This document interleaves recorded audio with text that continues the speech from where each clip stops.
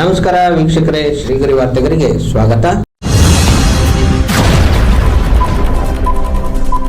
July 17, 2026ರಂದು ಓಂ ಶ್ರೀ ಸಾಯಿರಾಮ್ ಸಾಂಸ್ಕೃತಿಕ ಕಲಾವೇದಿಕೆ ವತಿಯಿಂದ ರಕ್ತರಾತ್ರಿ ಪೌರಾಣಿಕ ನಾಟಕ ಪ್ರದರ್ಶನ ಕಾರ್ಯಕ್ರಮದಲ್ಲಿ ಉದ್ಘಾಟನೆ ಶ್ರೀ ಡಾಕ್ಟರ್ ನಾಗರಾಜ್ ವಿ ಭೈರಿ ಅಧ್ಯಕ್ಷರು, ಕರ್ನಾಟಕ ಸುಗಮ ಸಂಗೀತ ಪರಿಷತ್ ಮೈಸೂರು ಘಟಕ ಅವರಿಂದ ಉದ್ಘಾಟಿಸಲಾಯಿತು. ಅಧ್ಯಕ್ಷತೆ ಶ್ರೀ ಮಡಿಕೆರೆ ಗೋಪಾಲ್ ರವರು, ಜಿಲ್ಲಾಧ್ಯಕ್ಷರು, ಕನ್ನಡ ಸಾಹಿತ್ಯ ಪರಿಷತ್ತು. ಮುಖ್ಯ ಅತಿಥಿಗಳು ಶ್ರೀಮತಿ ಡಾಕ್ಟರ್ ಶೋಭಾ HP, ವೈದ್ಯಕೀಯ ಮುಖ್ಯ ಅಧೀಕ್ಷಕರು, KR ಆಸ್ಪತ್ರೆ ಮೈಸೂರು. ಗೋಲ್ಡನ್ ಸುರೇಶ್, ನಿರ್ಮಾಪಕರು. ಲಯನ್ ಪ್ರವೀಣ, ಮಂಜುಳಾ, ಕಿರುತೆರೆ ಬೆಳ್ಳಿತೆರೆ ನಟಿ ಮೈಸೂರು ಹಾಗೂ ಸಂಗೀತ ನಿರ್ದೇಶಕರು.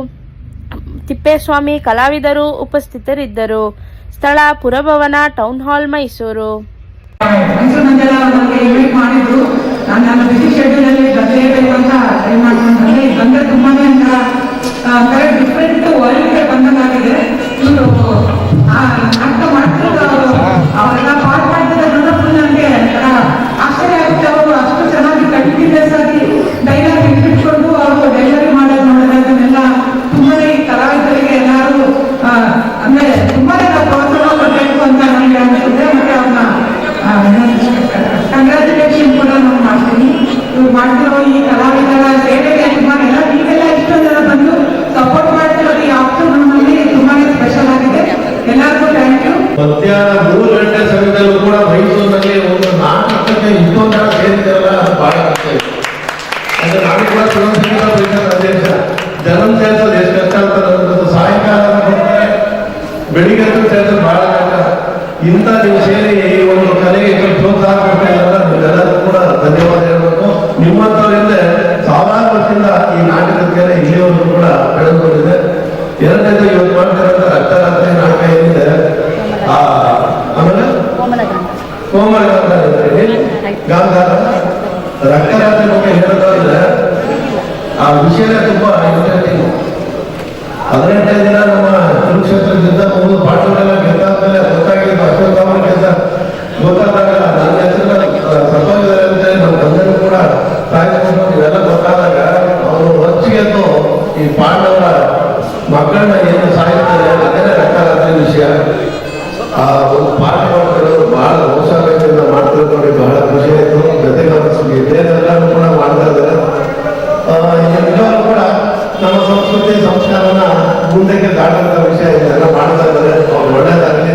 ಜೊತೆಗೆ ಕಷ್ಟದ ಮಧ್ಯೆಯೂ ಕೂಡ ನಾಟಕಗಳನ್ನ ಮಾಡ್ಕೊಂಡು ನಿರಂತರವಾಗಿ ಈ ಕಲೆಯನ್ನು ನಡೆಸ್ತಾರಂತ ನಮ್ಮ ಓಂ ಸಾಯಿರಾಮ್ ಸಂಸ್ಥೆಯ ಮಂಜುಳಾ ಮೇಡಮ್ ಮತ್ತು ಇಡೀ ತಂಡದವರಿಗೆ ನಾನು ಶುಭಾಶಯಗಳನ್ನ ಹೇಳ್ತೀನಿ. ಇದೇ ರೀತಿ ಈ ಕಲೆಯನ್ನ ಬೆಳೆಸಿ ಉಳಿಸಿ ನಿಮ್ಮಂತವರಿದ್ದಾಗ ಸಾಧ್ಯ ಅಂತ ಮತ್ತೊಮ್ಮೆ ನಮಸ್ಕಾರ ಹೇಳ್ತೀನಿ.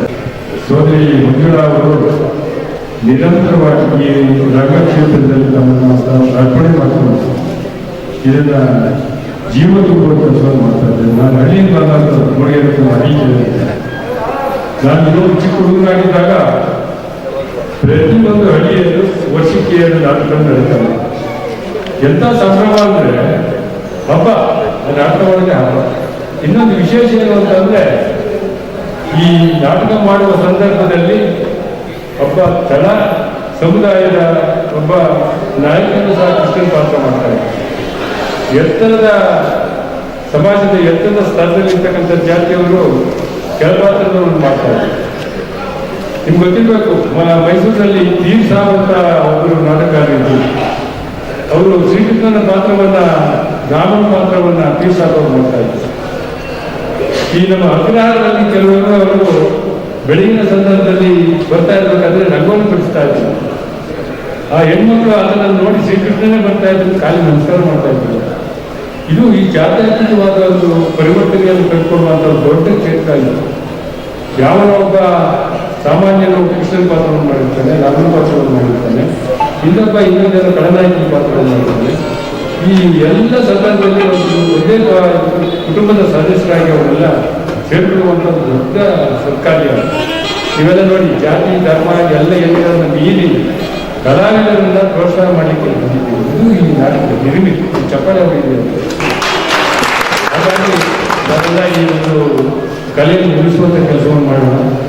ಸರ್ಕಾರ ಹೆಚ್ಚು ಒತ್ತನ್ನು ಕೊಡಬೇಕಾಗಿದೆ. ನಾನು ಒಂದು 4 ತಿಂಗಳ ಕಾಲ ಆಚರಣೆ ಮೆಲ್ಬರ್ನ್ನಲ್ಲಿ ಅಲ್ಲಿ ಒಬ್ಬರು ಕಲಾವಿದರು ವಾರಕ್ಕೊಮ್ಮೆ ಒಂದು ಮಾರ್ಗ ಕೆಳಗಡೆ ಅವರು ಕಲಾ ಪ್ರತಿಭೆಯನ್ನು ತೋರಿಸ್ತಾರೆ. ನಾನು ಪ್ರತಿ ಬಾರಿ ಹೋದಾಗ $1 ಕೊಡ್ಲಿಕ್ಕೆ ಹೋದೆ. ಮೊದಲನೇ ಎರಡನೇ ವಾರ $2 ಕೊಡ್ತೀನಿ, 5ನೇ ವಾರ $5 ಕಡಿಮೆ ಕೊಡ್ಲಿಕ್ಕೆ ಹೋದಾಗ ನಾನು ಪಕ್ಕಕ್ಕೆ ಕರ್ಕೊಂಡೆ. ಅವರ ನಾಟಕ ಅಭಿನಯ ನಿಲ್ಲಿಸ್ಬಿಟ್ಟು, ನೀವು ಎಲ್ಲಿಂದ ಬಂದಿದ್ದೀರಿ? ನಾನು ಕರ್ನಾಟಕ, ಇಂಡಿಯಾ, ಬೆಂಗಳೂರು ಅಂತ. ಅವ್ರು ಹೇಳಿದ್ರು, ನಾನು ಈ ಸಣ್ಣ ಕ್ರಿಯೆಗೆ ನಾನು ಇನ್ಕಮ್ ಟ್ಯಾಕ್ಸ್ ಕೊಡುವಷ್ಟು ಹಣವನ್ನು ಸರ್ಕಾರ ಕೊಡ್ತಾ ಇದ್ದೇನೆ ನನಗೆ, ನಾನ್ಯಾಕೆ ನಿಮ್ಮ ಹತ್ರ ಇಸ್ಕೊಳ್ಳಿ? ನಾನು ಕಲಾ ಪ್ರದರ್ಶನ ಮಾಡಲಿಕ್ಕೆ ಸರ್ಕಾರದಿಂದ ನನಗೆ ಹೆಚ್ಚು ಹಣವನ್ನು ಕೊಡ್ತಾ ಇದ್ದಾನೆ. ಆದರೆ ನಮ್ಮ ದೇಶದ ಪರಿಸ್ಥಿತಿ ಪಾಪ 71 ವರ್ಷ ಆದಂಥ ಕಲಾವಿದರು ಕಲಾವಿದರಿಂದ ಮಾಡಿ ಕಾಯ್ತಾ ಇರ್ತಾರೆ ವ್ಯವಸಾಯ. ಈ ದುರಂತವನ್ನು ತಪ್ಪಿಸೋರು ಯಾರು? ಇದಕ್ಕೆಲ್ಲ ನಾವು ಜೊತೆ ನಿಲ್ಬೇಕಾದ ಅವರೆಲ್ಲರಿಗೂ ನಾನು ಪ್ರಯತ್ನ ನಡೆಸಿ ನಾನು ಮಾತನಾಡಿಕೊಂಡು